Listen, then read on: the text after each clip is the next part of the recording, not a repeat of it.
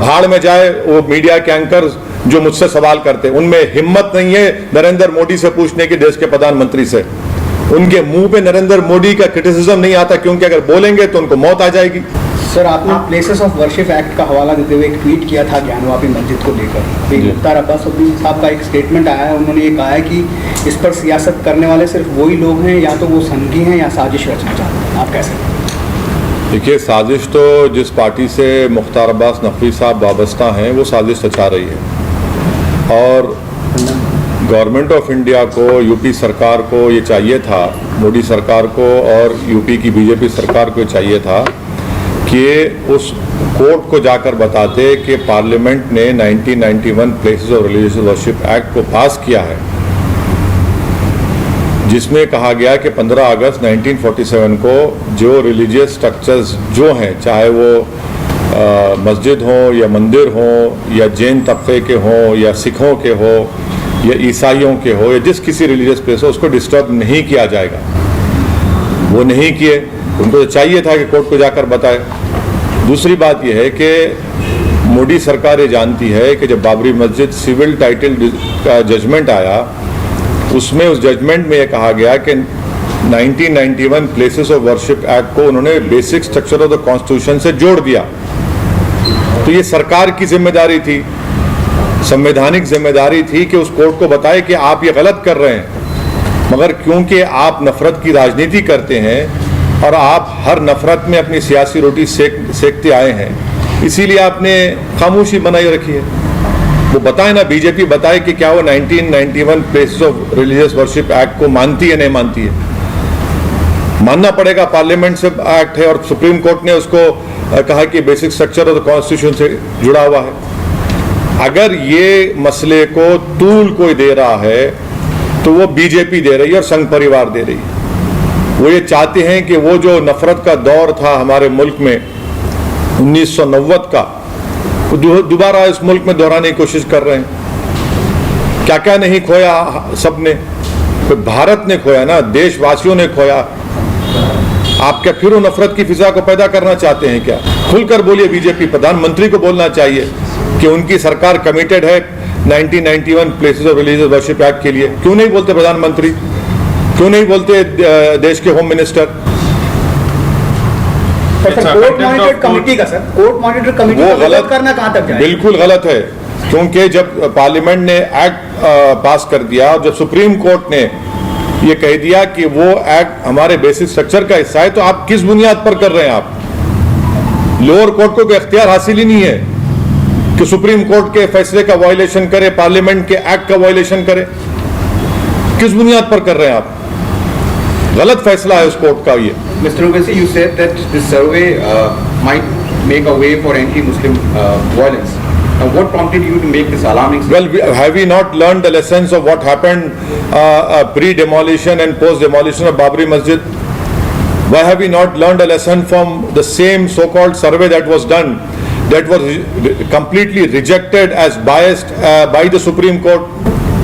In the final title dispute, Supreme Court said it has no relevance. Why is it that the BJP is and Sangh Parivar is hell-bent on creating the same atmosphere in our country which existed pre-demolition of Babri Masjid and post-demolition Babri Masjid?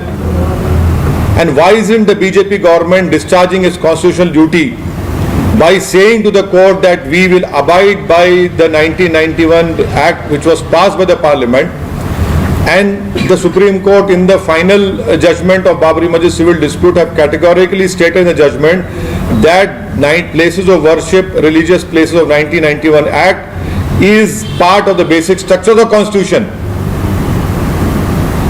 What sort of nonsense is being played over here?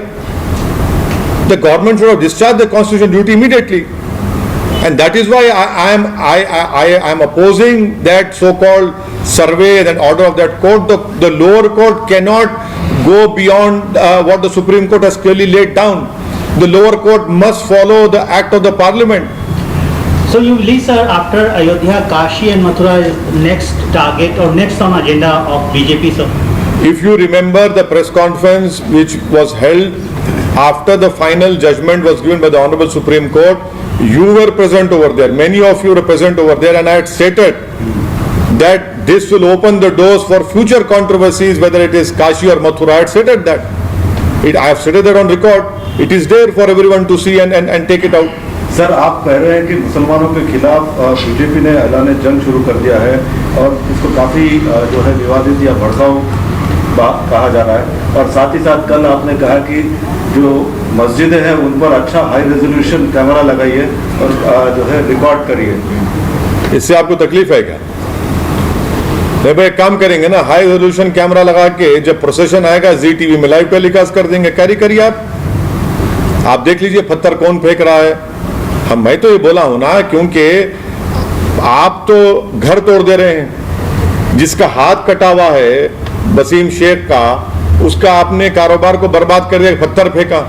जो 70 साल का बूढ़ा है आपके खरगोन में, आप उनको पीट पीट कर घर तोड़े, पत्थर फेंकने का इल्जाम लगाए। तो पूरे भारत के मुसलमानों से, बल्कि मंदिर के जिम्मेदारों से भी अपील कर रहा हूं, जब कभी भी जिस किसी का प्रोसेशन जाएगा, चाहे मीलाद का प्रोसेशन हो, रामनवमी का हो, हनुमान जयंती का हो, गणेश का हो, बोनाल का हो, जो कोई भी रिलीजियस प्रोसेशन जाएगा, कैमरा लगाइए हाई रेजोल्यूशन और फेसबुक पे लाइव टेलीकास्ट करिए, ताकि लोग देखें ना। पुलिस तो अंधी बन चुकी है, आंखों में पर्दा पड़ चुका है उनके, कि पत्थर फेंके। हर गड़बड़ मुसलमान करता है ना, और जब इंक्वायरी रिपोर्ट आती है उसमें झूठ साबित निकलता है कि भाई हुआ ही नहीं है। तो आप जोधपुर में एक वीडियो आप लोग देखे होंगे कि एक हजरत पुलिस के जिम्मेदार आदमी एक पट्टी बन रहे हैं जिस पर लाल रंग लगा हुआ है, पहले से वो जख्मी हो गए। अरे यार, ये तो बॉलीवुड हॉलीवुड के फिल्म स्टारों को पानी पिला देंगे अगर एक्टिंग करना शुरू करेंगे पिक्चरों में। तो एक और बात भी आप क्या करें? Only one community is नहीं, I am saying that every religious places and especially the masjids and the dargahs, they must install these high resolutions cameras, and whenever a procession, religious procession is passing through those places of worship, they should open their Facebook website and do a live telecast. आप इस पे बात करते हैं, लेकिन loud speaker पे क्यों नहीं बोलते हैं? हाँ, क्या बोलना है लाउड स्पीकर पे? इतना बड़ा लाउड स्पीकर बैठा हुआ आपके सामने। नहीं। और क्या हूँ ना आपको? हैदराबाद के सुरूर नगर में जो घटना हुई, हालांकि उस पर आपने कुछ देर से ही कल आपका बयान आया। सवाल ये उठाए जा रहे हैं कि वैसी साहब ने बयान देने में इतनी देर क्यों की? और देखिए, एक बात सुनिए नहीं, एक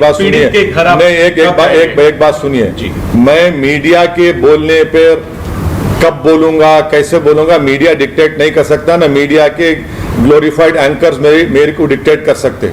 मैं अपनी मर्जी के तहत बोलूंगा या नहीं बोलूंगा, और भाड़ में जाए वो मीडिया के एंकर्स जो मुझसे सवाल करते। उनमें हिम्मत नहीं है नरेंद्र मोदी से पूछने की, देश के प्रधानमंत्री से। उनके मुंह पे नरेंद्र मोदी का क्रिटिसिज्म नहीं आता, क्योंकि अगर बोलेंगे तो उनको मौत आ जाएगी,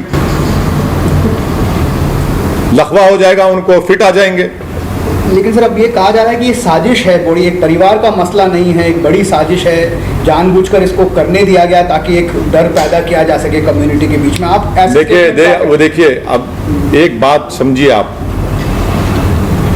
इस सरकार ने इमीडिएटली अरेस्ट किया और कहा कि स्पेशल कोर्ट का भी सोच रहे हैं, और सरकार पूरी जस्टिस दिलाने की, इंसाफ दिलाने की बात कर रही है। मेरे को बताइए कि क्या इस दर्दनाक वाक़े के बाद क्या कोई कातिल की ताईद में खड़ा है? क्या कोई कातिल के लिए जुलूस निकाल रहा है? क्या कोई कातिल के लिए वकील रख रहा है?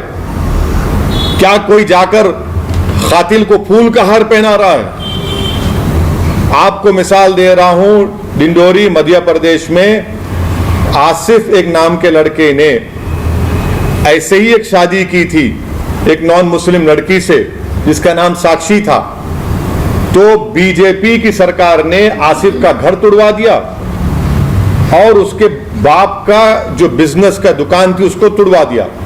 जबलपुर कोर्ट में जाकर उस लड़की को कहना पड़ा कि मैं अपनी मर्जी से शादी की। शर्म आनी चाहिए उन लोगों को जो इस तरह का सवाल असदुद्दीन ओवैसी से कर रहे हैं कि आप वो जबलपुर का क्यों नहीं दिखाते। और फिर आप वो भूल गए कि नोएडा में एक 17 साल के लड़के ने एक 13 साल की मुस्लिम लड़की से रेप किया, उसको अरेस्ट किया गया तो विश्व हिंदू परिषद के लोग जाके धरना दिए, उसको छुड़ा लिए। बताइए यहां पर कुछ हो रहा है? यहां पर तो रूल ऑफ लॉ इंप्लीमेंट हो रहा है, होता रहेगा। अच्छा सर, आप अपनी पब्लिक मीटिंग में और आप कई ईद मिलाप की, अच्छा नहीं कई मीटिंग्स में आप एक संदेश देते हैं यूथ को कि ऐसा न करिए वैसा न करिए, लेकिन जो ये घटना देखी गई, 4 लोग मिलकर सरेआम वहाँ से, मतलब हजारों लोग होंगे जो गुजरे होंगे, लेकिन किसी ने बचाया नहीं।